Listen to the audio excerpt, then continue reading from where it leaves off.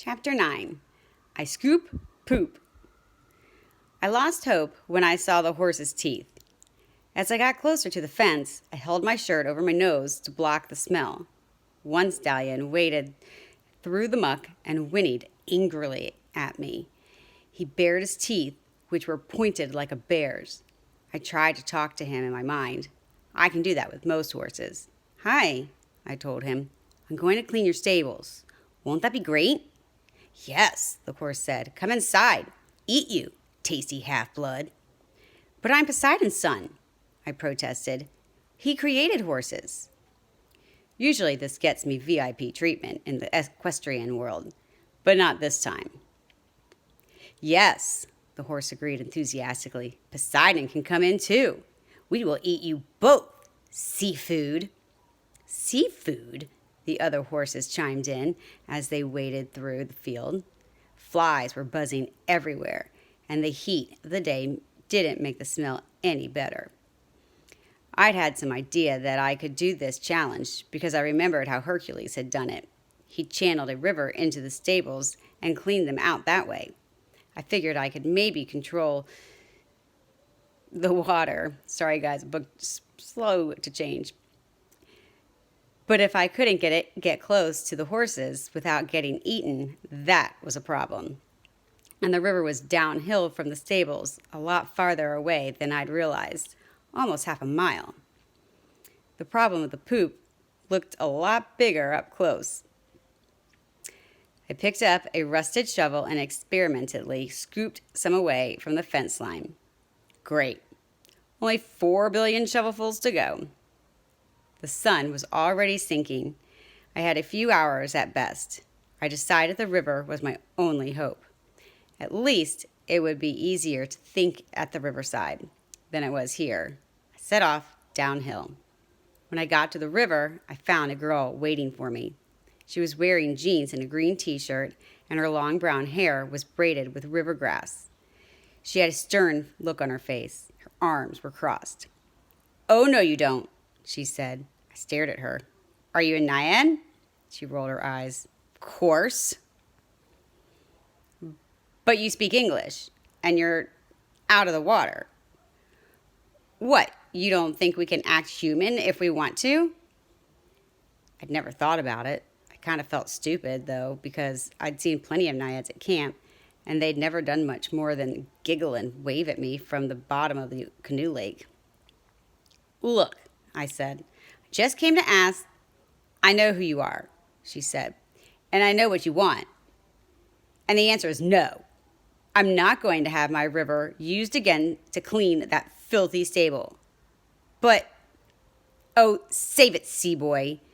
You ocean god types always think you're so much better, so much more important than some little river, don't you?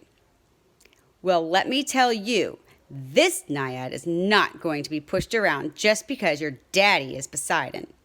This is freshwater territory, mister. The last guy who asked me for this favor, oh, he was way better looking than you, by the way. He convinced me, and that was the worst mistake I've ever made.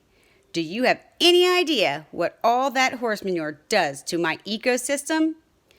I bet you guys can think about what that would do to the ecosystem. "Do I look like a sewage treatment plant to you? My fish will die. I'll never get the muck out of my plants. I'll be sick for years. No, thank you." The way she talked reminded me of my mortal friend Rachel Elizabeth Dare, kind of like she was punching me with words. I couldn't blame the naiad, now that I thought about it. I'd be pretty mad if someone dumped 4 million pounds of manure in my home. But still, "My friends are in danger," I told her. "Well, that's too bad. But it's not my problem, and you're not going to ruin my river." She looked like she was ready for a fight. Her fists were balled, but I thought I heard a little quiver in her voice. Suddenly, I realized that despite her angry attitude, she was afraid of me. She probably thought I was going to fight her for control of the river, and she was worried she would lose. That thought made me sad. I felt like a bully, son up his side and throwing his weight around. I sat down on a tree stump. Okay, you win. Naiad looked surprised. Really? I'm not going to fight you. It's your river. She relaxed her shoulders. Oh, good. Good thing for you. But my friends and I are going to get sold to the Titans if I don't clean those stables by sunset. And I don't know how. The river gurgled along cheerfully. A snake slid through the water and ducked its head under. Finally, the Naiad sighed.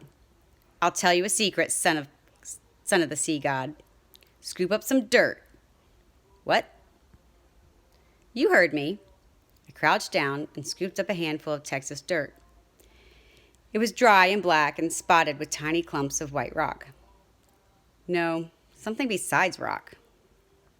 Those are shells, the Naiad said. Petrified shells, seashells, millions of years ago, even before the time of the gods, when only Gaia and Ariones reigned. This land was underwater. It was part of the sea. Suddenly, I saw what she meant. There were little pieces of ancient sea urchins in my hand, mollusk shells. Even the limestone rocks had impressions of seashells embedded in them. Okay, I said. What good does that do me? You're not so different from me, demigod. Even when I'm out of the water is within me. It is my life source. She stepped back, put her feet in the river, and smiled. I hope you find a way to rescue your friends. And with that, she turned to liquid and melted into the river. The sun was touching the hills when I got back to the stables. Somebody must have come by and fed the horses because they were tearing into huge animal carcasses. I couldn't tell what kind of animal, and I really didn't want to know. If it was possible for the stables to get more disgusting, 50 horses tearing into raw meat did it. Seafood, one thought when he saw me. Come in, we're still hungry. What was I supposed to do? I couldn't use the river, and the fact that this place had been underwater a million years ago didn't exactly help me now. I looked at the little calcified seashell in my palm, then a huge mountain of dung. Frustrated, I threw the shell into the poop. I was about to turn my back on the horse when I heard a sound. Pfft, like a balloon with a leak. I looked down where I had thrown the shell. A tiny spout of water was shooting out of the muck. No way, I muttered. Hesitantly, I stepped toward the fence. Get bigger, I told the water. Swish! Water shot 3 feet into the air and kept bubbling. It was impossible, but there it was. A couple of horses came over to check it out. One put his mouth to the spring and recoiled. Yuck, he said. Salty. It was seawater in the middle of a Texas ranch. I scooped up another handful of dirt and picked out the shell fossils. I didn't really know what I was doing, but I ran around the length of the stable, throwing shells into the dung piles. Everywhere a shell hit, saltwater spring erupted. Stop, the horses cried. Meat is good, bass are bad. When I noticed the water wasn't running out of the stables or flowing downhill like water normally would, it simply bubbled around each spring and sank into the ground, taking the dung with it. The horse poop dissolved into the salt water, leaving regular old wet dirt. More! I yelled. There was a tugging sensation in my gut, and the water spouts exploded like the world's largest car wash. Salt water shot 20 feet into the air. The horses went crazy, running back and forth as the geyser sprayed from all directions. Mountains of poop began to melt like ice. The tugging sensation became more intense, painful even, but there was something exhilarating about hearing all the salt water. I had made this. I had brought the ocean to this hillside. There's a lot of questions I want to ask you about this, but I'm afraid because my time will get timed out and stop recording. Stop, Lord, a horse cried. Stop, please. Water was sloshing everywhere now. The horses were drenched and some were panicking and slipping in the mud. The poop was completely gone. Tons of it dissolved into the earth, and the water was now starting to pool, trickling out of the stable, making 100 little streams down toward the river. Stop, I told the water. Nothing happened. The pain in my gut was building. If I didn't shut off the geyser soon, the salt water would run into the river and poison the fish and plants. Stop! I concentrated all my might on shutting off the force of the sea. Suddenly, the geyser shut down. I collapsed to my knees, exhausted. In front of me was a shiny, clean horse stable, a field of wet, salty mud, and 50 horses that had been scoured so thoroughly their coats gleamed. Even the meat scraps between their teeth had been washed out. We won't eat you, the horses wailed. Please, Lord, no more salty baths. On one condition, I said. You only eat the food your handlers give you from now on, not people, or I'll be back with more seashells. The horses whinnied and made me a whole lot of promises that they would be good, flesh-eating horses from now on. But I didn't stick around to chat. The sun was going down. I turned and ran full speed toward the ranch house. I smelled barbecue before I reached the house, and that made me madder than ever because I really loved barbecue. The deck was set up for a party. Streamers and balloons decorated the railing. Guerin was flipping burgers on the huge barbecue cooker made from an oil drum. Eurasian lounged at the picnic table, picking his fingernails with a knife. The two-headed dog sniffed the ribs and burgers that were frying on the grill, and then I saw my friends, Tyson, Grover, Annabeth, and Nico, all tossed in a corner, tied up like rodeo animals, with their ankles and wrists roped together and their mouths gagged. Let them go, I yelled, still out of breath from running up the steps. I clean the stables. Guerin turned. He wore an apron on each chest, with one word on each, so together they spelled out, Kiss the Chef. Did you now? How'd you manage it? I was pretty impatient, but I told him. He nodded appreciatively. Very ingenious. It would have been better if you poisoned that pesky naiad, but no matter. Let my friends go, I said. We had a deal. I've been thinking about that. The problem is, if I let them go, I don't get paid. You promised. Guerin made a tisk-tisk noise. But did you make me swear on the river Styx? No, you didn't. So it's not binding. When you're conducting business, Sonny, you should always get a binding oath. I drew my sword. Orthus growled. One head leaned down next to Grover's ear and bared its fangs. Eurasian, Guerin said, the boy is starting to annoy me. Kill him. Eurasian studied me. I didn't like my odds against him and that huge club. Kill him yourself, Eurasian said. Guerin raised his eyebrows. Excuse me? You heard me, Eurasian grumbled. You keep sending me out to do your dirty work. You pick fights for no good reason, and I'm tired of dying for you. You want to fight the kid? Do it yourself. It was the most un-Ares-like thing I'd ever heard the son of Ares say. Guerin threw down his spatula. You dare defy me? I should fire you right now. And who take care of your cattle? Orthus heel? The dog immediately stopped growling, and Grover came to sit by the cowherd's feet. Fine, Guerin snarled. I'll deal with you later, after the boy is dead. He picked up 2 carving knives and threw them at me. I deflected one with my sword.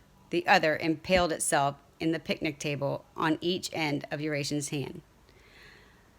I went on the attack. Giron parried my first strike with a pair of red-hot tongs and lunged at my face with a barbecue fork. I got inside his next thrust and stabbed him right through the middle chest. Ugh! He crumbled to his knees. I waited for him to disintegrate the way monsters usually do. But instead, he just grimaced and began to stand up. The wound in his chef apron started to heal. "Nice try, Sonny," he said. "Thing is, I have 3 hearts. Perfect backup system." He tipped over the barbecue and coals spilled everywhere. One landed next to Annabeth's face, and she let out a muffled scream. Tyson strained against his bonds, but even his strength wasn't enough to break them.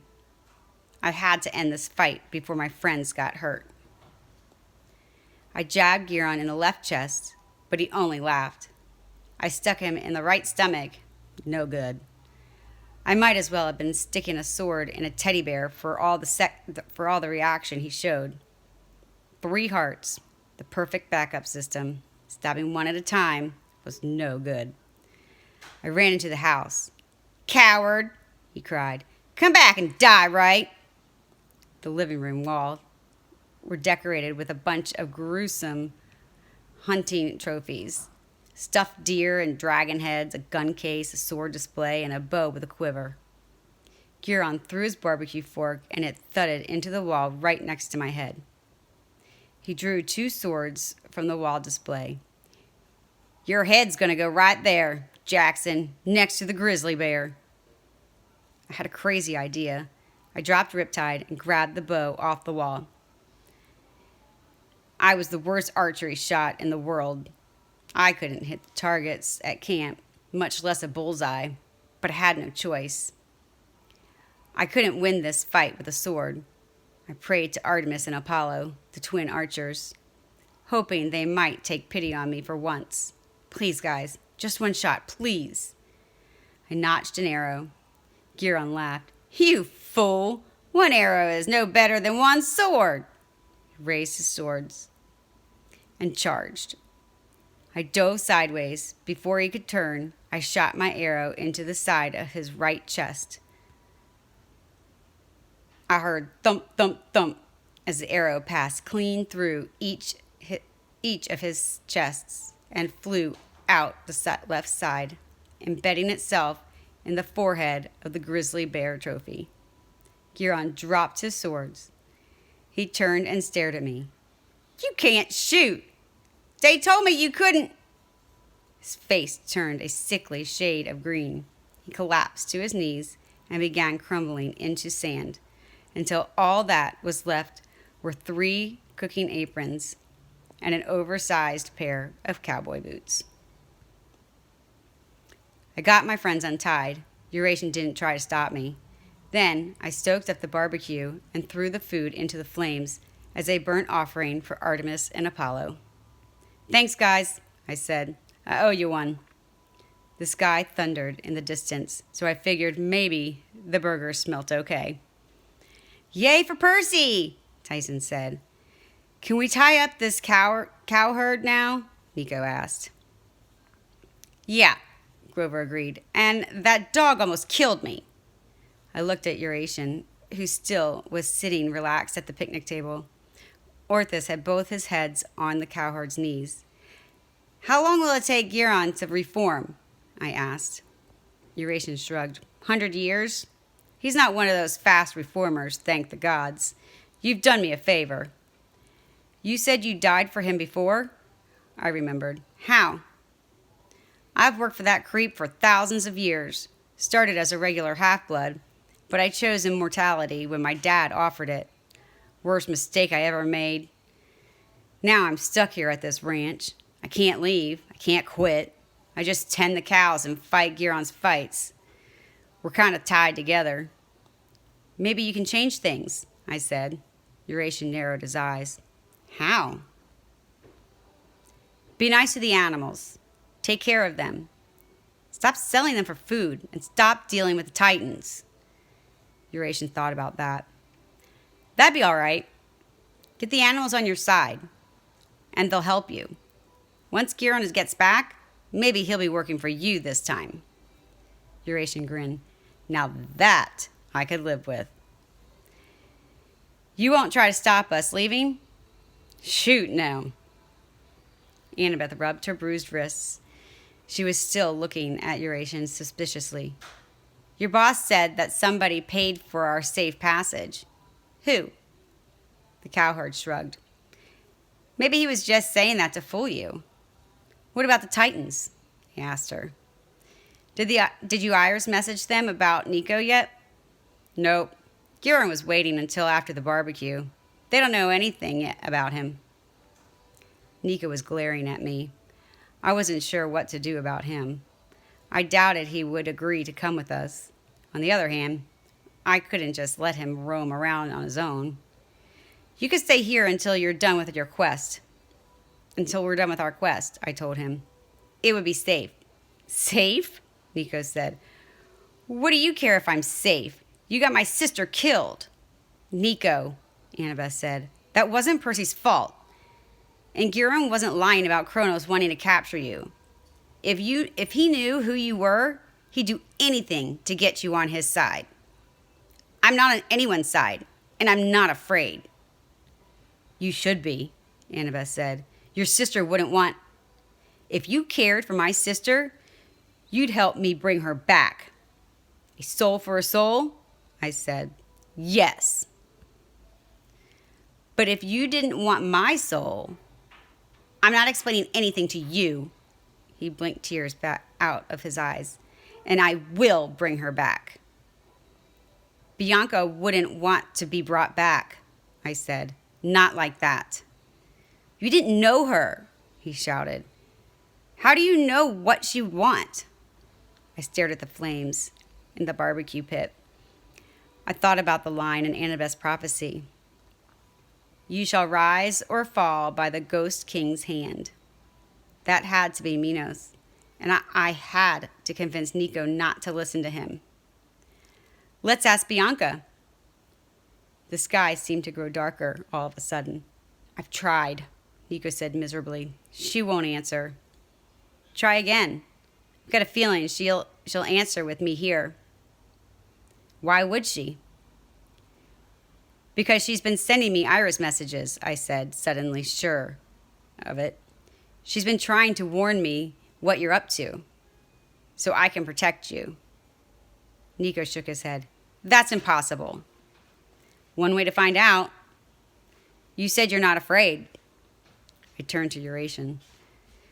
We're going to need a pit, like a grave, and food and drinks.